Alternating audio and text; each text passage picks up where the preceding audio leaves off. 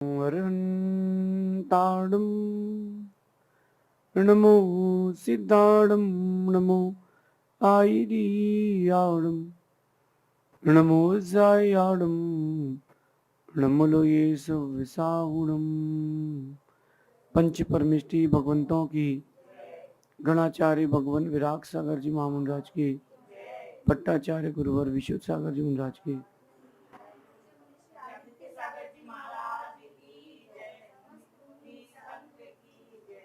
या हम सभी अपने जीवन में सुख और गुणों की अभिवृद्धि के लिए नीति के विषयों का श्रवण कर रहे हैं। नीतिकार हमें सिखाते हैं कि छोटा छोटा अवगुण या वस्त्र में लगा हुआ छोटा सा दाग अलग ही दिख जाता है। कई बार वो छोटे दाग बड़े हो जाते हैं या फिर पूरी वस्तु को नाश भी कर देते हैं। जैसे एक टोकनी में बहुत सारे फल हैं, बहुत सारे सेव फल हैं और एक सेव फल खराब है, उसमें दाग है, बदबू आ रही है। अगर आपने उस सेव फल को उसके साथ रख दिए तो पूरे बसाने लगेंगे। उन सारे के सारे फलों में बदबू आने लगेगी। कारण साफ है। आपकी भाषा में कहूं तो एक अवगुण आपके जीवन के सारे गुणों को ढक सकता है। हम इस चीज को जितना देर से समझते हैं उतना देर से संभलते हैं। जल्दी समझेंगे जल्दी संभलेंगे। कुछ स्वभाव, कुछ भाव ऐसे रहते हैं कि जिनको व्यक्ति बदलता नहीं है और वो उसके जीवन के सारे गुणों को हर लेते हैं। कुछ चीजों का बदलाव भी जरूरी है और कुछ चीजों के बदलाव के साथ साथ कुछ चीजों को स्वीकारना भी जरूरी है। कुछ स्वभाव ऐसे रहते हैं मनुष्य के जो उसके गुणों को प्रतिदिन नीचे गिराते हैं, या यूं समझ लीजिए कि लोगों को उससे दूर कर देते हैं या डिफ्रेंशिएट नहीं करते, लोग उनको पसंद करना बंद कर देते हैं। तो क्यों ना अपन उन चीजों से खुद को स्वयं पहले ही दूर कर ले। अगर आपसे कोई कहता है कि टमाटर जेब में रख के ऑफिस चले जाओ, तो आप नहीं जाओगे, क्योंकि अगर टमाटर दब गया सब गड़बड़ हो जाएगा। आपको पता है, यू नो दिस। तो ऐसे ही अपन को बहुत सारी चीजों में सतर्क रहना चाहिए। खासकर 2-3 चीजें हैं जो आपके जीवन को स्पॉइल कर देती है। कहते निंदा, दूसरों के बारे में बुरा कहने की एक आदत होती है, निंदा। एक और आदत होती है, एक हैबिट और होती है, ईर्ष्या, दूसरों के गुणों पर जलन करना। इसके पास पैसा बढ़ गया है, इसके पास पैसा कैसे बढ़ गया है, इसके इतने अच्छे सुंदर बच्चे कैसे हो गए, ये कैसे इतना अच्छा पढ़ लेता है, इसका व्यापार अच्छा कैसे चलने लगा है। ईर्ष्या, दूसरों की तरक्की पर, गुणों पर ईर्ष्या। और तीसरा, छोटी छोटी चीजों पर अपमान करना, छोटी छोटी बातों पर अपमान करना। ये मुख्यतः 3 ऐसे अवगुण हैं जो आपको बहुत दुखी कर देते हैं। इन तीनों अवगुणों से आप जितना बचेंगे उतना सुरक्षित, मतलब उतना आपका जीवन अच्छा रहेगा।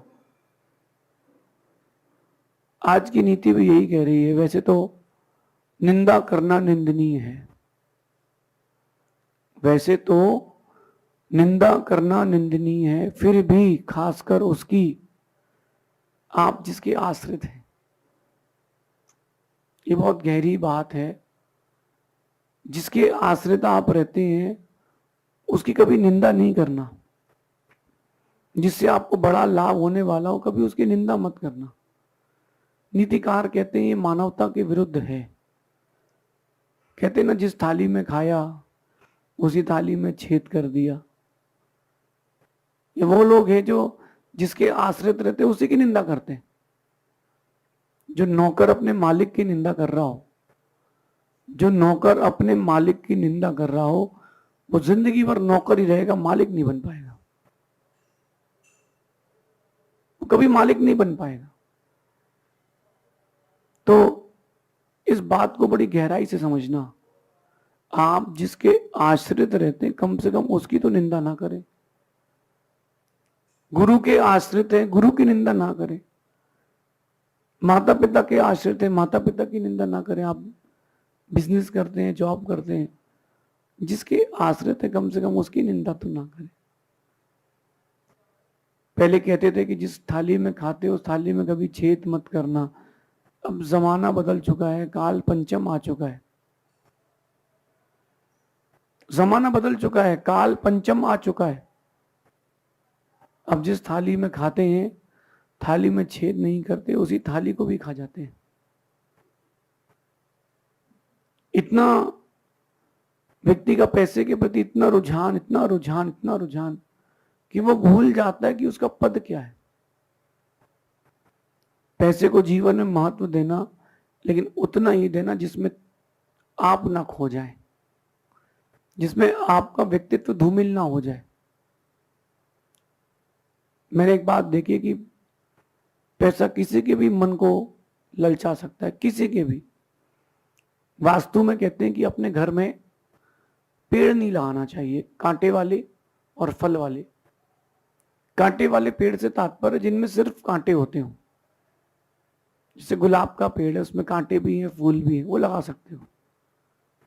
लेकिन ऐसा कोई पेड़ जिसमें सिर्फ कांटे हो, कैक्टस है, एलोवेरा है, इनमें सिर्फ कांटे होते हैं, ये पेड़ नहीं लगाना चाहिए। और एक बात और वास्तु में आता है कि फल वाले वृक्ष अपने घर पे कभी नहीं लगा के रखना चाहिए। आपको अगर लगाना है तो घर का गार्डन एरिया अलग से सेपरेट रखें। ऐसा क्यों? मैंने उसके पीछे के तथ्य को खोजने का प्रयास किया। मैंने सोचा कि जब कोई फल वाला पेड़ मिलता है रास्ते में गमना गमन करते हुए, तो साधु भी कहते हैं बेटा एक फल तोड़ ले जा, जबकि वो साधु का वृक्ष तो है नहीं। मतलब साधु के मन में भी फल वाले वृक्ष को देख करके मलिनता आ जाती है, इच्छा होती 7 बजे से कि तू तोड़ा। इसका मतलब साफ है, जब साधु के मन में भाव आ सकता है तो असाधु के मन में क्या भाव नहीं आ सकता। तो कुछ चीजें जैसे फल वाले वृक्ष को नहीं लगाना चाहिए, इससे आपके यहां चोरी का डर बना रहता है। ऐसी कुछ बातें, कुछ चीजें ऐसी रहती है जिससे आपके अच्छे व्यक्तित्व की चोरी हो सकती है। सो उन चीजों से, उन बातों से दूर रहें। कम से कम निंदा तो नहीं करना चाहिए। फिर भी अगर आप करते ही हो, स्वभाव ही बन चुका है दूसरों की बुराई करने का, कम से कम उसकी मत करना जिसके आश्रित हो। पेड़ अगर जमीन की बुराई करने लगे तो जमीन पे खड़ा नहीं रह पाएगा, जड़ें ढीली हो जाएंगी। जमीन अगर पेड़ों की बुराई करने लगे तो जमीन ठंडी नहीं रह पाएगी। जो जिसके आश्रित है उसको उसकी प्रशंसा करना चाहिए, निंदा नहीं करना चाहिए। मैंने देखा जब बेटा पैसे वाला बन जाता है तो पिता की निंदा करते मिलता है। वो बेटा जब पैसे वाला बन जाता है तो पिता की निंदा करते मिलता है। शिष्य अगर योग्यता गुरु से ज्यादा हासिल कर ले तो उनकी निंदा करते मिलता है, जबकि वो भूल गया है कि तरक्की हुई है तो उनके आश्रय से ही हुई है। और किससे हुई है? एक छोटा बच्चा 18, 20, 22 साल तक अपने पिता के पैसों पर बड़ा होता है, और जब पिता बड़े होने के बाद उसके पिता उससे कहते हैं कि बेटा मुझे ये काम है। बोले पापा अभी बाद में बात करेंगे, अभी इन्वेस्टमेंट कर चुका हूं। पिताजी ने अपना फॉरेन टूर कैंसिल कर दिया बच्चे की पढ़ाई के लिए। पिता ने अपना बहुत कुछ सेक्रीफाइस कर दिया बच्चे के लिए। और आज ये दौर है कि बच्चे पिता के लिए वक्त का भी सेक्रीफाइस नहीं कर पा रहे। तुमने अगर आश्रय जिसका लिया है उसको ही धोखा दे दिया है तो तुम्हारे जीवन में कहीं भी कभी भी सुख समृद्धि नहीं मिलेगी। क्योंकि जिसको चोट लगती है उसकी हाय बड़ी गंदी लगती है।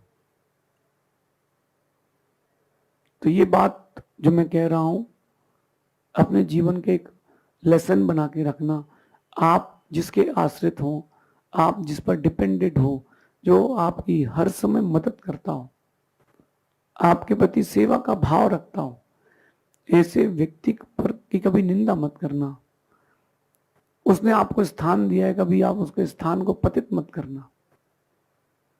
बचपन में अपन ने कहानी सुनी थी वो हंस पक्षी और चूहे की, कि चूहा भागते भागते आता है कि बिल्ली मेरे पीछे पड़ी है, मुझे बचा लो, मुझे छुपा लो, मैं इस नदी के किनारे कहाँ छुपूंगा।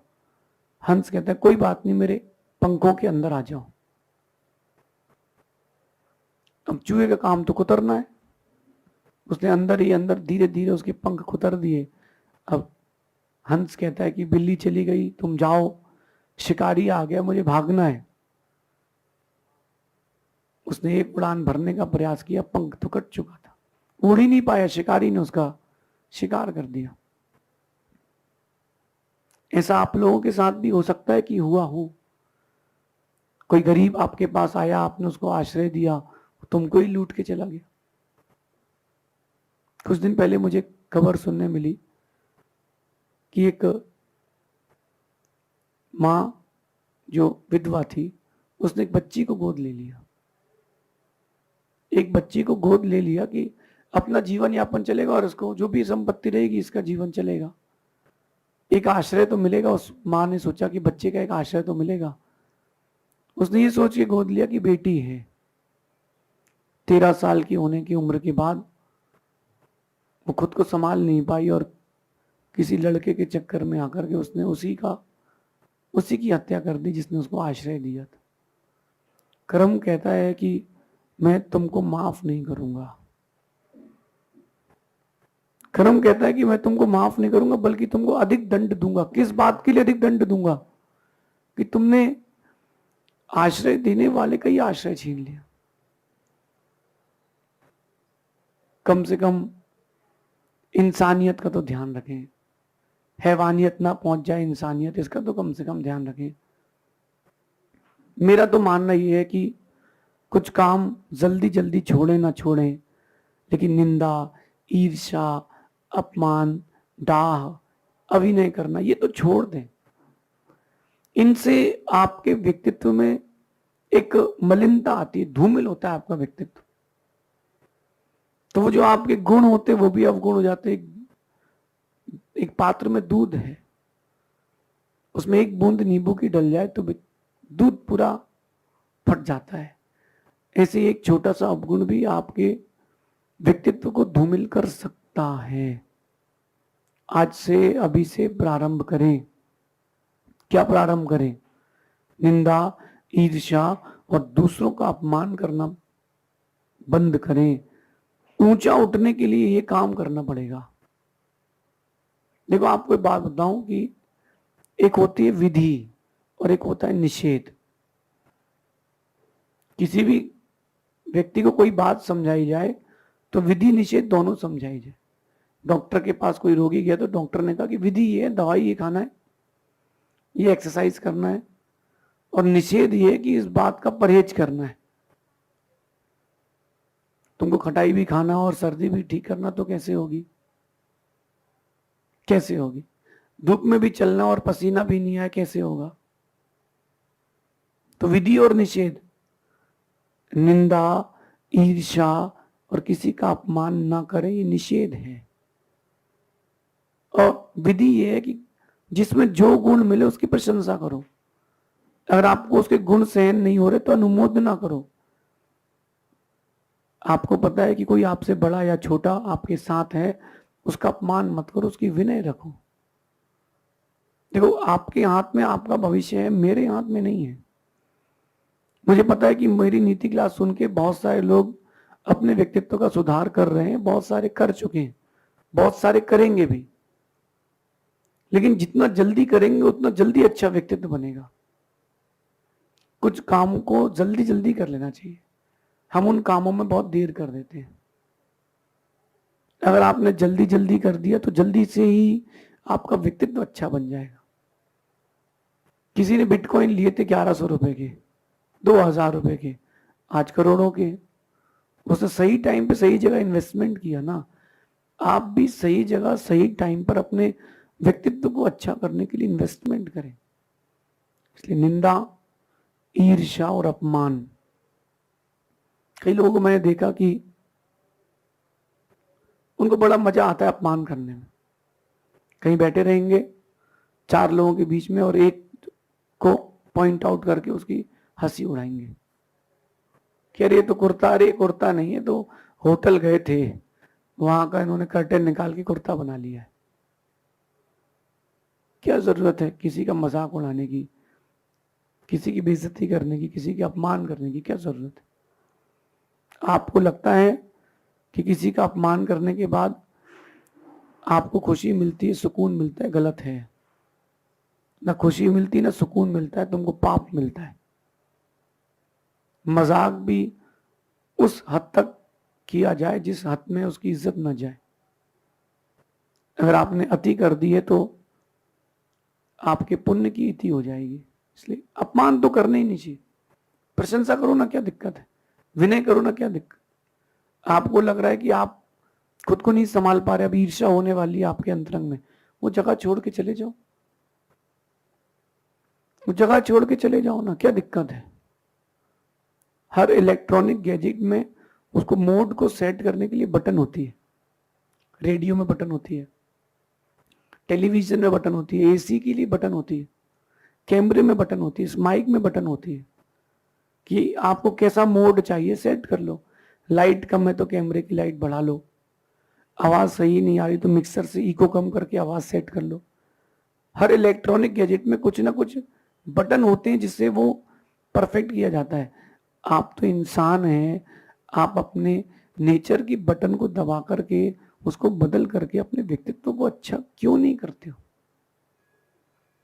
एक बहुत खराब आदत हो गई है अभी आज के इस माहौल में, लोगों का मजाक उड़ाना, हंसी उड़ाना, ट्वीट करना, कट आउट करना, पॉइंट आउट करना। ऐसा करने से क्या मिलेगा? अक्सर ये होता है कि कोई ऊंचा उठ रहा हो तो उसको गिराने के लिए उसकी कमियां गिनाते हैं लोग। अगर आप उसकी कमी इसलिए बता रहे हो ताकि वो आपसे अच्छा हो जाए, उसका व्यक्तित्व और अच्छा हो जाए, तो तुमको पुण्य मिलेगा। और आप इसलिए उसकी कमी बता रहे हो ताकि वो डिमोरलाइज हो जाए, वो दुखी हो जाए, वो हताश हो जाए, तो सच मान के चलना, तुमने अच्छा नहीं बुरा किया है और तुम्हारे साथ भी अच्छा नहीं बुरा ही होगा। इसलिए कुछ काम ऊंचा उठने के लिए नहीं करना चाहिए, जैसे निंदा, ईर्ष्या, अपमान, अभिनय, चुगली, ये कभी नहीं करना चाहिए। ये मैंने अनुभव किया है कि ईर्ष्या और निंदा आपके पुण्य को जिंदा नहीं रहने देती। निंदा, ईर्ष्या, अपमान आपके पुण्य को जिंदा नहीं रहने देते। आपसे मेरा निवेदन है, अनुरोध है, अपने पुण्य की रक्षा करें। और जिसने अपने पुण्य की, अपने लक की रक्षा कर ली, वो कहीं भी जाए उसको आश्रय मिलेगा। इसलिए ना निंदा करना, ना अपमान करना, ना ईर्ष्या करना, खासकर उससे आप जिसके आश्रय में रहते हो। ऐसा चिंतन करना तो आप एक अच्छे व्यक्तित्व को प्राप्त होंगे। शेष आगे देखेंगे। भगवान महावीर